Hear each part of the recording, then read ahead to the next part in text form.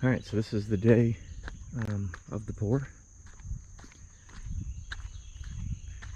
I'm gonna put it up on the tripod up on top of the camper and try to get a time lapse of the whole thing.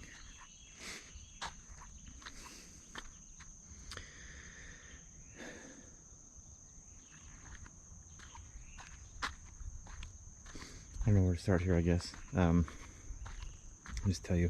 So we did fail the first inspection for a few reasons. One, we did not have the vapor barrier down. I thought he wanted to see the ground tamped before, which means compacted, before the vapor barrier was down. So I got here, he got here and he was pissed because he said it's got to be ready. It's got to be ready to be poured at inspection. So I put the vapor barrier down. We ran out of black, so I had to go get another. We ran out with this roll, so I had to go get another roll, and I got the wrong. Well, they're both 6 mil, so it's okay if it's a different color. But anyway, 6 mil. You want it to overlap by at least 6 inches. You want to come to the edge. Rebar is going to be 3 inches off the ground.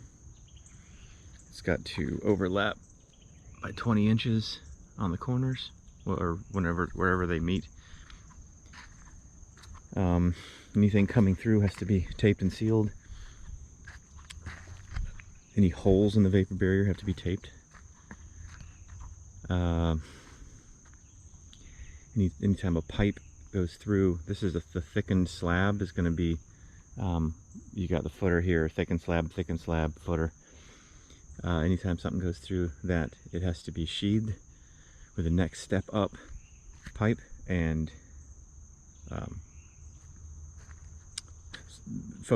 spray foam in between. So that's 3/4 inch pipe, so I had to put 1/2 inch pipe on the outside of it and put spray foam in between so that the concrete doesn't compact and damage the supply lines. Now technically I could have went under the slab there, and I probably should have done that, but that's code. That's okay.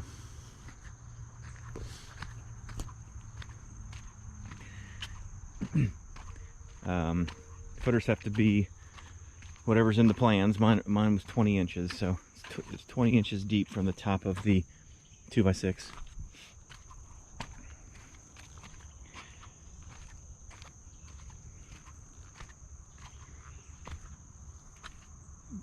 These are the thickened slab areas. These need to be 8 inches thick, or 8 inches down from the grade level, because these are going to be the only load-bearing walls are going to be right there, and then right here where I'm walking.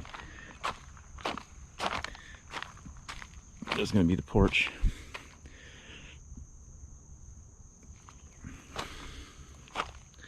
And all of your P-traps cannot be in concrete. So P-traps go under the showers or tubs. So you got a P-trap there, that's the master. P-trap there, that's the girls' bathroom. P-trap here, that's Jake's bathroom. So the concrete will pour around it, and then when you're done you can just cut that off so you can access the entire P-trap just in case there's a clog or something like that. There's Teflon tape on there, so maybe that leaks over time, so you want to be able to have access to it if you have to change the drain out, you know, stuff like that. That's about it. This was the only other issue. That needs to sit down.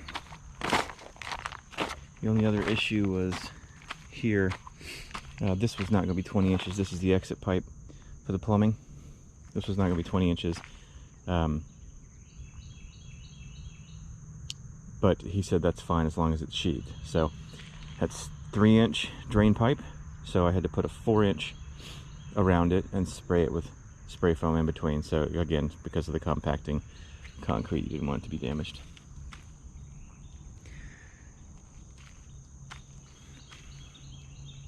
So that's it. We did get a second shed. I'll show you that later, but that's over there. All right, to the foundation time lapse. Alright, so I'm going to do a short video real quick. So the last one I took was this morning, and we were supposed to pour at 12:30 today. Vapor barriers pulled it back a little bit right there. So I guess I just want to address something very important that I had planned on doing and then didn't, as far as controlling the contractors. So he was supposed to come today at 12:30. I called him, texted him, no answer. He finally texted me back about an hour before we're supposed to pour, and says that, so it's Wednesday. He says, yeah, I think we should pour Monday to be something about 100%. But we are 100%. We could have poured today, no problem. We text last night. We called, and he said he was going to have his guys ready this morning. He was going to be out here earlier this morning to get everything prepped and ready to go, and he just didn't show up, didn't call, didn't text. The only way I found out is I tried to call him, and he finally got back with me an hour before and said that we're going to pour Monday, which is Thursday, Friday, Saturday, Sunday, Monday from now. This is the problem. I paid him.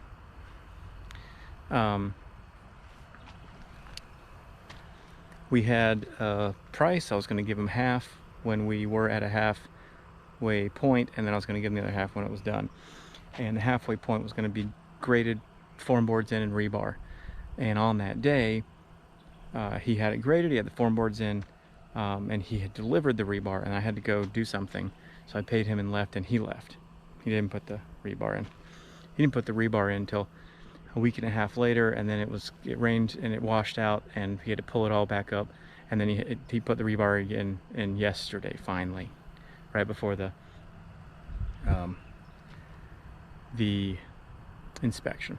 So I was gonna do this and I didn't, and you have to do this. Every single contractor that you use, you have to get them under contract. You have to write up a contract that says, I'm going to pay you when we're here, and I'm going to pay you when we're here, I'm going to pay you when it's finished, or I'm going to pay you all when it's finished. Talk to them beforehand, get it on paper. If they say anything about, oh, my family, oh, I need this, oh, I need this, I'm sorry that you don't know how to manage your time, but I can't pay you because this is going to happen. I'm going to pay you, you're not going to show up, you're going to have excuse after excuse after excuse because you have no motivation to come here because I've already paid you. Now, I don't know what I was going to say after that. Anyway, that's it. Get them all under contract. Don't listen to the excuses because they're lies. They're lies. I've dealt with 2 different contractors up to this point. 3, actually. The only one that didn't give me any problems was the well, because they came out here and they drilled it in 1 day and I paid them. But the clearing and septic guy had issues. Not as horrible. But it's my fault because I didn't do what I was going to do. I just got caught up in the fact it was so difficult finding someone that would do a foundation. I was just excited I found someone. So yeah, everyone under contract, and just hold them to it. I'm sorry that you have this, that, and this going on, but this is what we agreed to. You get to this point and I'll pay you, and just that, and that's it. Otherwise, I mean, issue after issue after issue, and the toughest part is you sit here and you fiddle your thumbs and you can't do anything about it because you screwed up.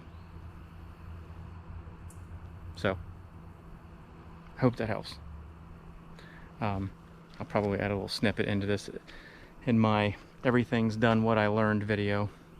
So, out for now.